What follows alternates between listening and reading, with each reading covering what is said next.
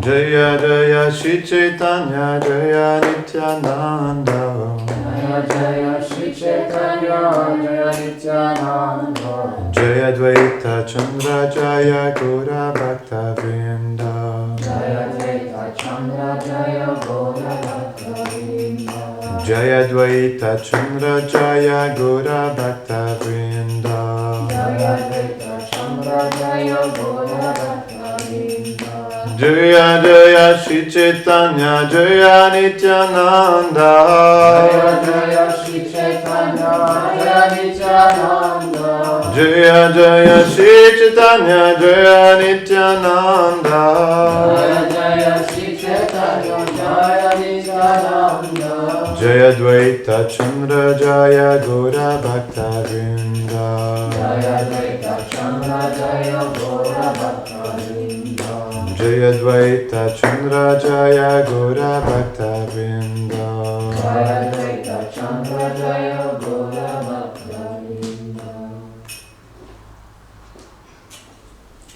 Haribol, j'ai une teneur importée très intéressante à vous partager aujourd'hui de Srila Prabhupada. C'est dans le Chaitanya Charitamrita, Madhya Lila, chapitre 11, qui s'intitule « Les divertissements Beda Kirtan de Sri Chaitanya » et le verset 89.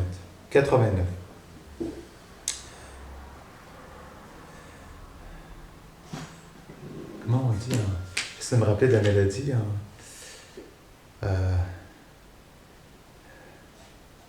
Raghava Pandita Ina Acharya Nandana Shiman Pandita et Shikanta Narayana. Ici c'est Raghava Pandit, ici Acharya Nandan, et là Shriman Pandit.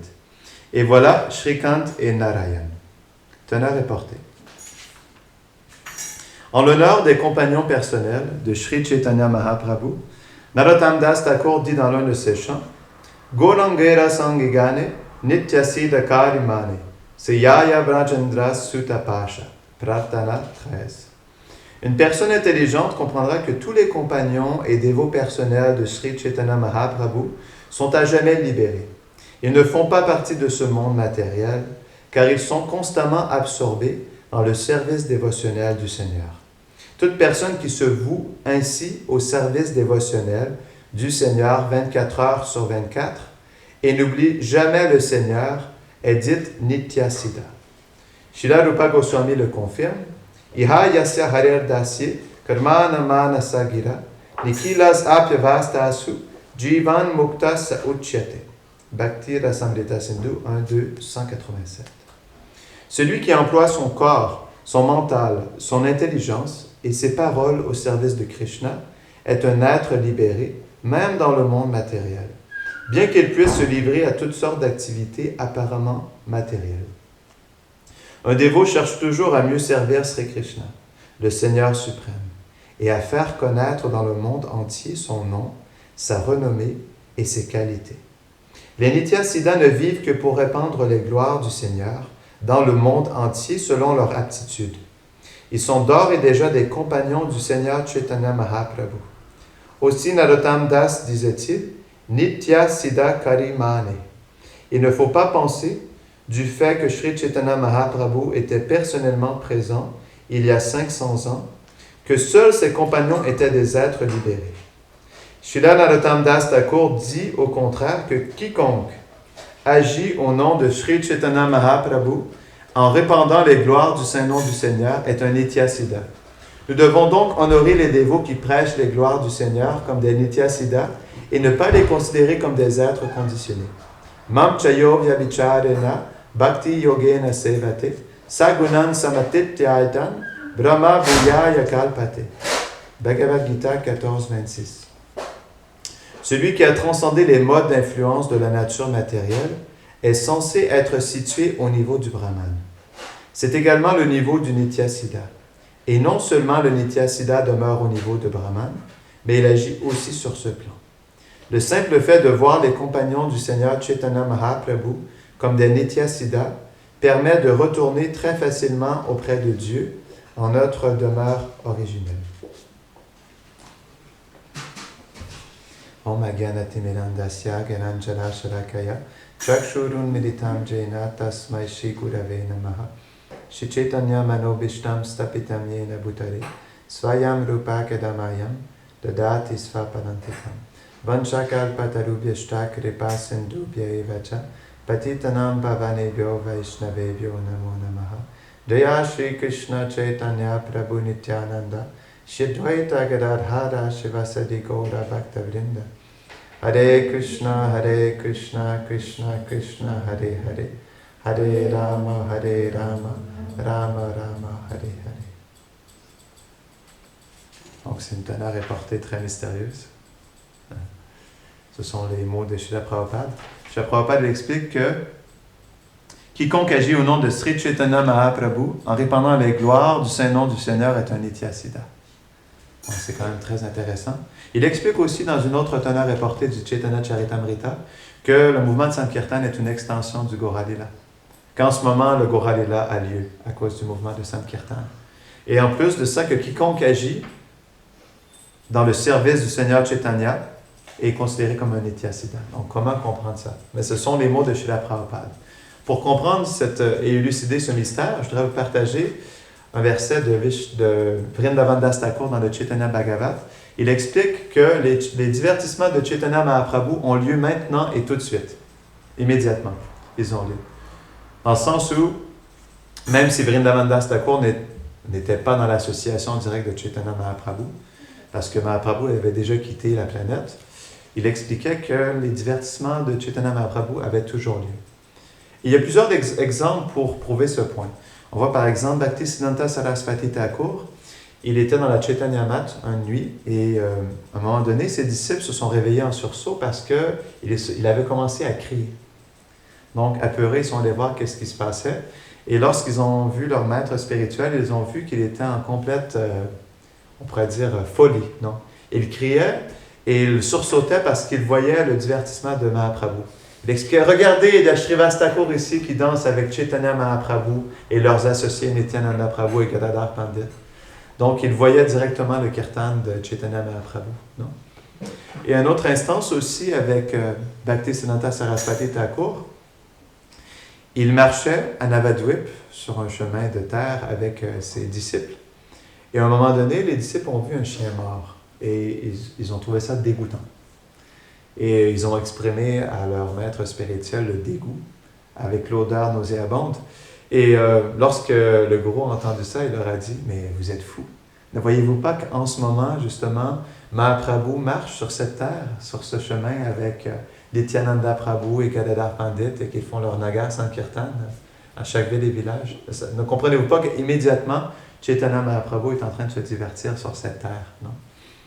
Donc ça, c'est des exemples pour nous montrer que les divertissements de Chaitanya Mahaprabhu ont toujours lieu.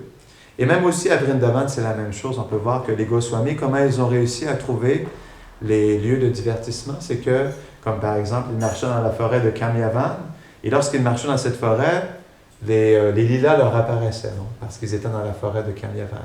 Ou lorsqu'ils étaient à Radhakund, comme par exemple Chaitanya Mahaprabhu, il a découvert Radhakund. Lorsqu'il est allé dans ce champ, il n'y avait rien à part 2 petites flaques d'eau. Et lorsqu'il a vu ça, il a été pris d'une profonde extase car il avait découvert Radhakund et Shyamakund. Et c'est à ce moment qu'il s'est baigné dans les 2 kunds. Non? Et ensuite, il a demandé au Goswami d'inaugurer et de retrouver les lieux de divertissement perdus à Vrindavan. Non? Donc, ils restent toujours présents, c'est juste qu'ils étaient couverts. Non? Et donc, pour nous, comment comprendre ce point par rapport à cette teneur apportée où Srila Prabhupada explique que quiconque partage les gloires de Mahaprabhu est engagé dans le service de Sankirtan est un Nityasiddha.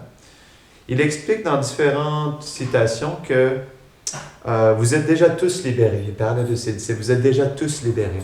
Qu'est-ce que ça veut dire, vous êtes déjà tous libérés? Bon, il y a un point qui est important, c'est que lorsqu'un disciple prend contact avec un pur dévot du Seigneur, un associé éternel de Radha et Krishna ou de Gaur-Nitai, non?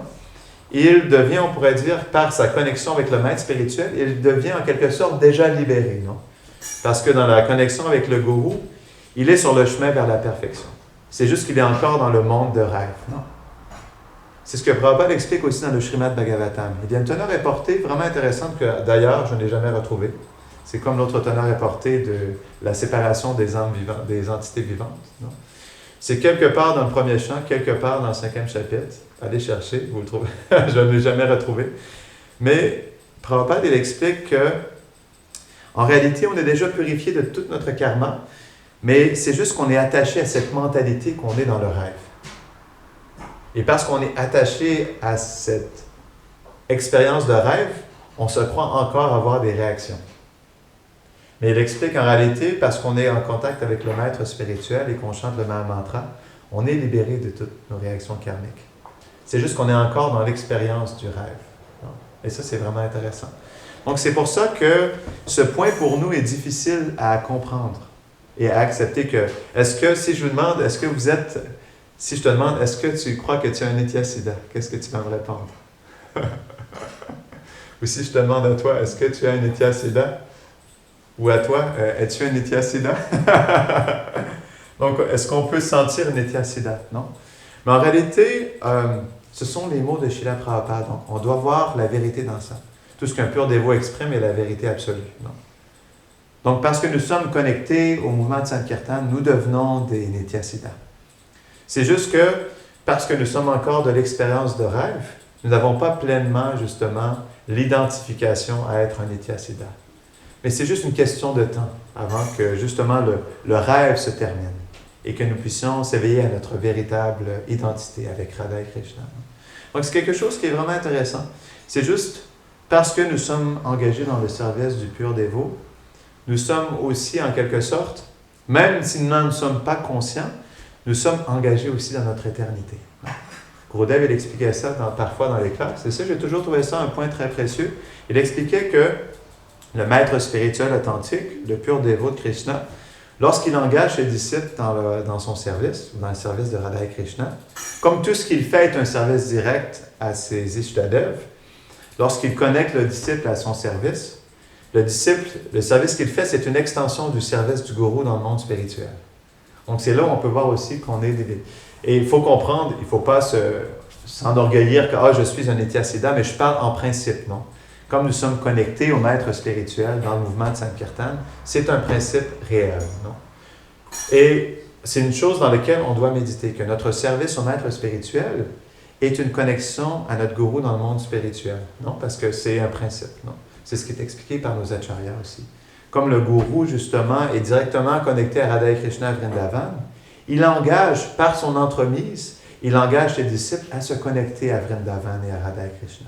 Donc, en principe, oui, nous sommes connectés à travers l'entremise du maître spirituel, de Srila Prabhupada, de la Parampara jusqu'à Chaitanya Mahaprabhu et Radha et Krishna. Nous sommes connectés au divertissement du Seigneur, à travers l'entremise du Gaura Lila. Comme c'est un lila de miséricorde, comme Chaitanya Mahaprabhu, il est très, très, très magnanime, il permet à n'importe quelle âme d'être engagée dans son service, non? D'être engagée dans le service du Gaura Lila. Et ça, c'est quelque chose qui est très précieux. Et c'est une chose dans laquelle on doit profondément s'identifier aussi, dans une profonde humilité, mais à savoir que notre service qu'on fait à notre maître spirituel, dans justement le mouvement de Sankirtan, n'est pas un service ordinaire. Parce que c'est un service qui est dans le Gaura Lila. Prabhupada, il explique ça. Le mouvement de Sankirtan, il parlait de son mouvement, non? Il disait que son mouvement aussi était une extension du Gaura Lila. Que tous les services faits dans son mouvement faisaient partie du Gaura Lila aussi. Donc, on ne devrait jamais... Le service qu'on rend à notre maître spirituel, peu importe quelle est la nature de ce service, on ne devrait jamais voir ce service comme quelque chose d'ordinaire. Comme d'ailleurs notre relation entre frères, non? Ou notre relation avec le maître spirituel. Parce que c'est connecté dans l'éternité, en premier à travers le Gaura Lila et ensuite dans le Krishna Lila. Non? Et comme ici, nous sommes dans la maison de Nanda Jashoda Gopal, je voulais partager quelques divertissements intéressants, mais à Kamyavan. Donc Kamyavan, c'est une des 12 forêts de Vrindavan. Et donc dans Kamyavan, ça s'appelle aussi Kamavan. Donc, il y a différents noms parfois qui sont donnés aux forêts de Vrindavan. Et Kamya veut dire charmant.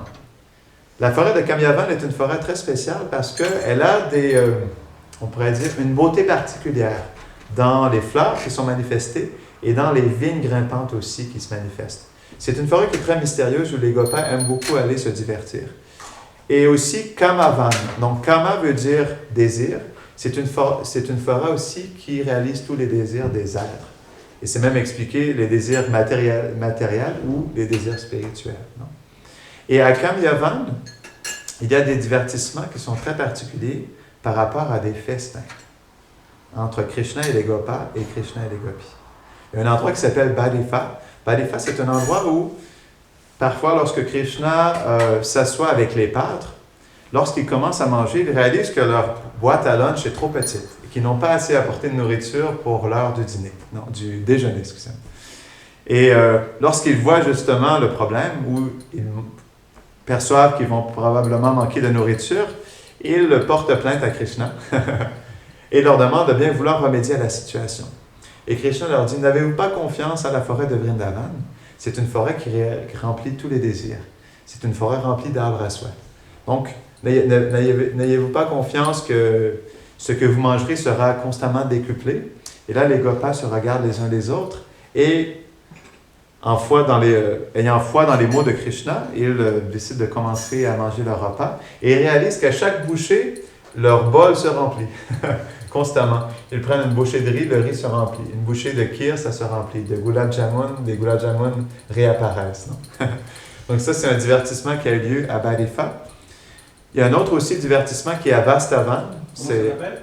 Balifa. Balifa. Ouais, Balifa. Balifa. Ouais. Et il y a un autre divertissement qui est à Vatsavan. Non? C'est aussi un endroit près de Kamyavan où c'est les mêmes circonstances où les pâtres, ayant le bedon qui gargouille, portent plainte à Krishna, mais cette fois-ci n'ayant rien. Non? Plutôt, ils ont consommé leur petit déjeuner et ils n'ont plus rien pour l'heure du déjeuner. Donc, ils portent plainte encore une fois à Krishna. Et Krishna, cette fois-ci, commence à jouer de la flûte. Et lorsque qu'il joue de la flûte, un immense festin se manifeste dans un bosquet non loin de là. Un festin avec des gulab jamun, des rasgullas, du kheer, du rabari, des sabji, le riz. Et grâce à l'aide de Krishna, les Gopas réussissent à avoir un merveilleux festin. Mais il y a aussi un divertissement de Prashad avec les Gopis. Donc, à un moment donné, lorsque les Gopis étaient dans une forêt près de Kamyavan, qui s'appelle Sonk, elles ont réalisé, lorsqu'elles marchaient dans la forêt, qu'il y avait plein d'épinards sauvages et de légumes sauvages et aussi de racines très odorantes. Non? Et lorsqu'elles ont vu ça, elles ont eu le désir de cuisiner quelque chose. C'est expliqué même qu'elles ont exprimé le désir de cuisiner quelque chose pour elles. Et ça, c'est intéressant. Pourquoi les Gopis, qui sont supposés à être complètement libérés de concupiscence, dans un pur amour pour Krishna, veulent tout simplement juste lui faire plaisir, pourquoi expriment-elles ce désir de vouloir cuisiner pour elles-mêmes? Et ça, c'est intéressant. Les acharyas expliquent en réalité que la raison pour laquelle elles cachent, on pourrait dire, la raison pour laquelle elles expriment ça de cette manière, c'est pour cacher leur amour pour Krishna. Parce que dans un groupe de gopis, dans la forêt, il y a des gopis de différentes humeurs, de différents groupes, et elles ne veulent pas nécessairement partager leur sentiment d'amour pour Krishna entre elles. Parce que lorsqu'elles décrivent les gloires du chant de la flûte de Krishna, non? Du son de la flûte de Krishna, c'est expliqué dans le Bhagavatam, il y a un verset où il est expliqué que les gopis, donc lorsqu'elles ont entendu le son de la flûte, certaines gopis se sont partagées en privé leur sentiment d'amour pour Krishna. Ça veut dire qu'elles ne se sont pas tous exprimées ensemble parce que, juste naturellement, dans les groupes de gopis, il y en a qui ont différentes humeurs et elles ne veulent pas nécessairement que les autres sachent leur sentiment qu'elles portent pour Krishna. Surtout dans l'amour conjugal. C'est quelque chose qui est secret et intime. Non? Et c'est la raison pour laquelle les gopis qui ont exprimé le désir de vouloir cuisiner pour elles ne voulaient pas exprimer qu'elles voulaient cuisiner pour Krishna. Donc, les gopis, parfois, pour cacher leurs sentiments ou les révéler, ont des significations directes ou indirectes dans la manière dont elles parlent. C'est pourquoi on ne devrait jamais, justement, présupposer que lorsqu'elles disent quelque chose de la manière qui suit, non, qu'elles veulent jouir de ce festin, que c'est pour elles-mêmes. Non? Donc, elles ont exprimé ça, et lorsque Radharani a entendu leur désir, elle leur a dit aussi, mais n'avez-vous pas confiance en la forêt de Vrindavan? Ne savez-vous pas qu'elle peut réaliser tous les désirs? Et lorsqu'elle a exprimé cela, la forêt de Vrindavan a manifesté dans un petit bosquet tout le paraphernalia, l'équipement pour accomplir la cuisine. Donc, c'est expliqué que la forêt a manifesté d'immenses pots de ghee, des feux, des épices, toutes sortes de choses pour préparer le repas. Donc, lorsque les gopis, elles ont vu cela, elles ont été complètement choquées de voir les merveilles de la forêt de Vraj. Et elles ont commencé à récolter les légumes et les racines sauvages dans la forêt. Donc, elles étaient tous affairées. Elles ont aussi trouvé des dung paddies, comment on dit en français? Des palettes de bouse de vache. Ça, on peut dire comme ça, non? Des galettes. Des galettes, non? Des galettes de bouse de vache pour préparer le feu. Donc, elles ont tous commencé à faire différentes préparations. Et Radharani, normalement, c'est toujours elle qui prépare un chants, donc un mélange d'épices avec le ghee. Et à la fin, juste à la fin, elle met le chants dans toutes les préparations. Et donc, naturellement, il y avait une odeur qui était merveilleuse. Et la brise de Vrindavan pour attirer Krishna, comme Vraj savait que les gopis voulaient servir Krishna, donc elle a apporté la brise du repas jusqu'à l'odeur, pas de Krishna, mais de Bato, son ami Madhu Mangal. Et donc, à ce moment, Krishna était allé dans une petite forêt avec un immense lac. Il avait laissé les vaches s'abreuver et il s'était enfui avec Madhu Mangal. Il marchait sur le bord de la Yamuna. Et à ce moment, Madhu Mangal a commencé à sentir une odeur merveilleuse. Et là, ne sens-tu pas cela, Krishna? Ne sens-tu pas cette odeur merveilleuse? Et ça ne peut venir que d'une personne. Seulement Radharani peut cuisiner de cette manière. Non? Et là, Krishna a senti aussi à son tour, mais oui, tu as raison, Bato. Ça doit sûrement être Radharani qui cuisine. Mais pourquoi cuisine-t-elle dans la forêt? Donc Krishna était surpris parce que normalement, les gopis ne cuisinent pas dans la forêt. De toute façon, c'est une forêt. Comment est-ce qu'on peut cuisiner dans la forêt de Vraj? Normalement, Radharani, elle a 30 feux, non? Elle cuisine dans la cuisine de Maya Yashoda, donc tout est déjà préparé pour qu'elle puisse cuisiner. Mais là, dans la forêt, donc Krishna, il était un peu déconcerté.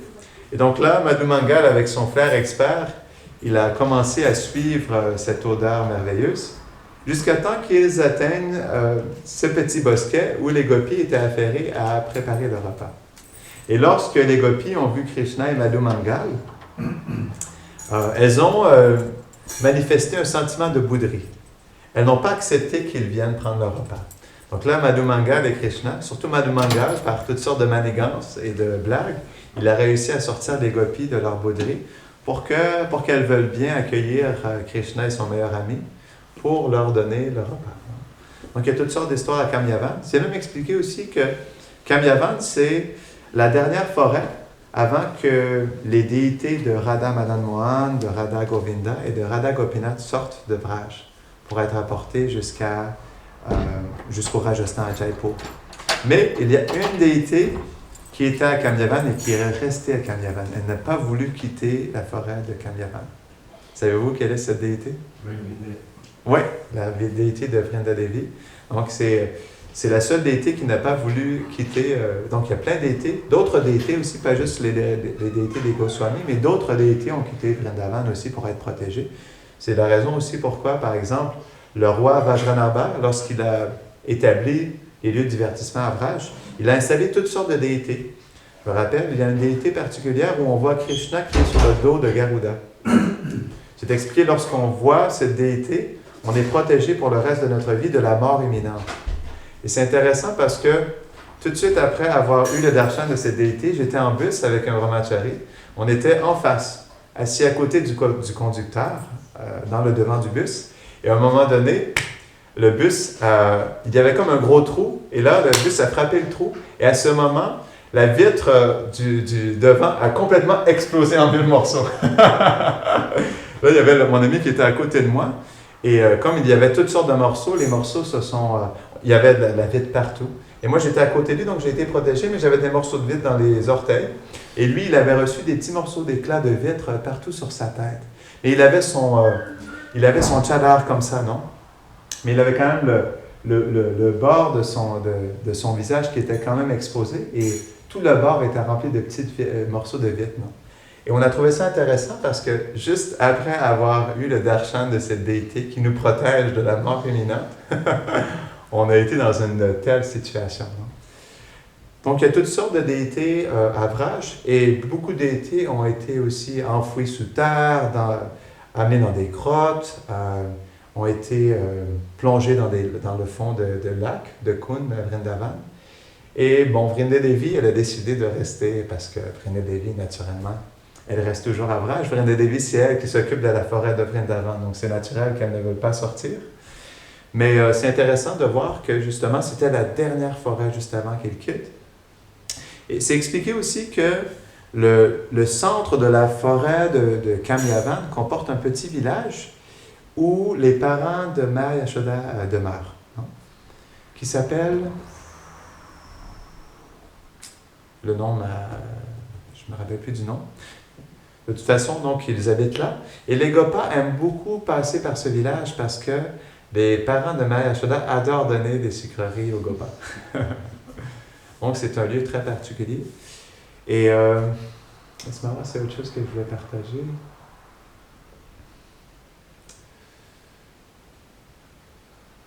Il y a aussi les Pandavas qui ont passé leur dernière année en exil dans la forêt de Kamyavan.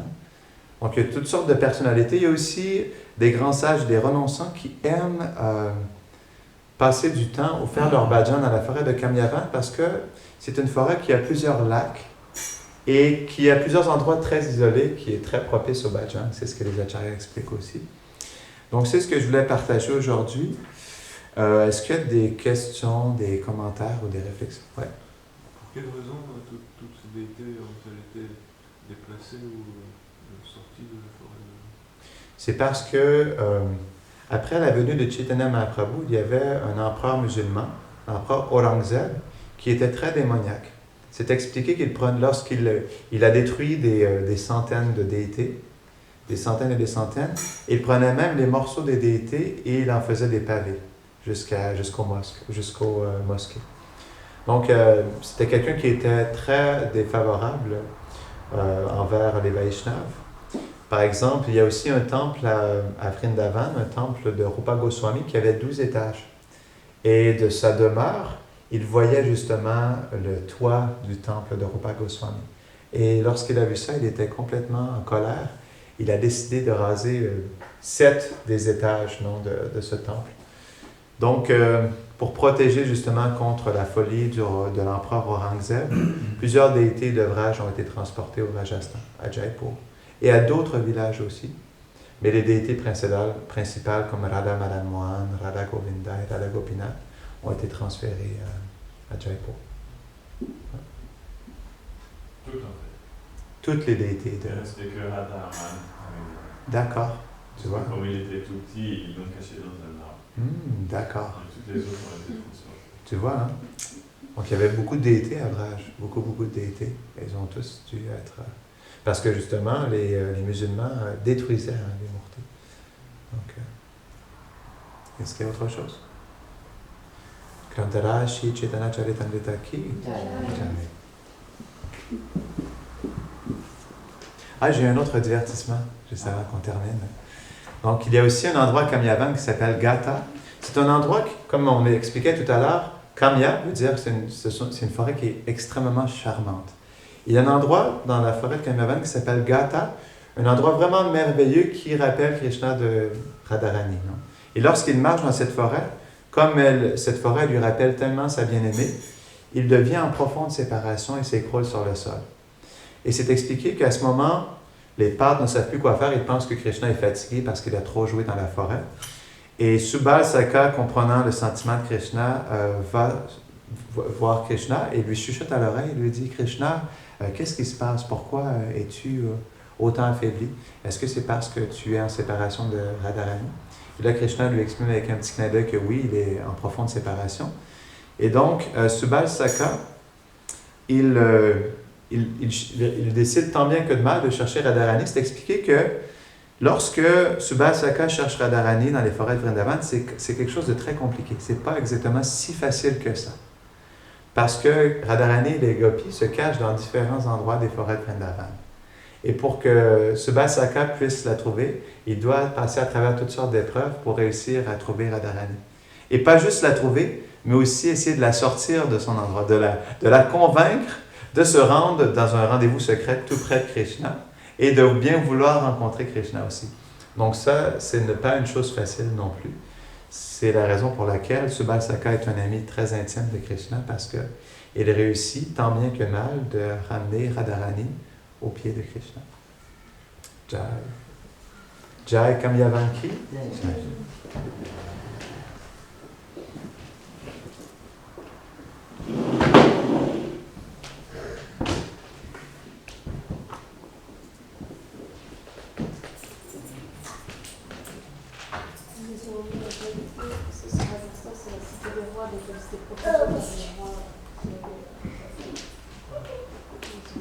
Ils ne m'ont jamais pris Jaipur.